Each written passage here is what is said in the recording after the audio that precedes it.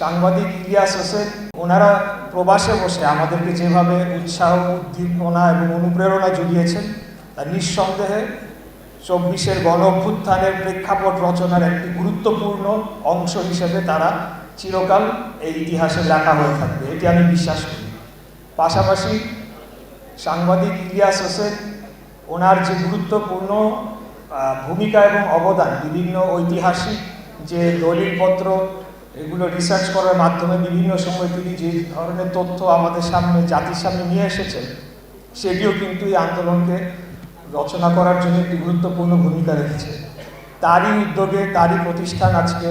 নতুন একটি যাত্রা শুরু করতে যাচ্ছে, নতুন একটি গণমাধ্যম আমরা পেতে যাচ্ছি। অবশ্যই এই যেহেতু ওনারা এই গণমাধ্যমটির নেপথ্যে রয়েছেন, তারা অবশ্যই বাংলাদেশের গণমানুষের যে আকাঙ্ক্ষা সেটিকে পূরণে তারা ব্যর্থ হবেন না এবং বাংলাদেশের স্বাধীনতা, সার্বভৌমত্ব এবং বাংলাদেশের গণতন্ত্র যে 3টি পয়েন্ট বলেছেন পিনাকি ভট্টাচার্য, অবশ্যই 3 পয়েন্টে আমার মনে হয় বাংলাদেশের কোনো জনগণই ঐক্যমত্য না হওয়ার কোনো কারণ নেই। এর পাশাপাশি বাংলাদেশের স্বাধীনতা এবং সার্বভৌমত্ব রক্ষার জন্য আমরা বাংলাদেশ জাতীয়তাবাদী শক্তি যেভাবে অতীতে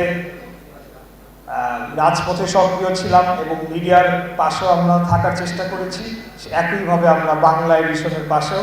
যে কোনো প্রয়োজনে আমরা থাকবো ইনশাআল্লাহ, এবং আমরা বাংলাদেশকে একটি গণতান্ত্রিক এবং উন্নত রাষ্ট্র হিসেবে এই দক্ষিণ পূর্ব এশিয়ার সবচাইতে শক্তিশালী রাষ্ট্র হিসেবে একদিন গড়ে তুলব, সেই আশাবাদ ব্যক্ত করছি।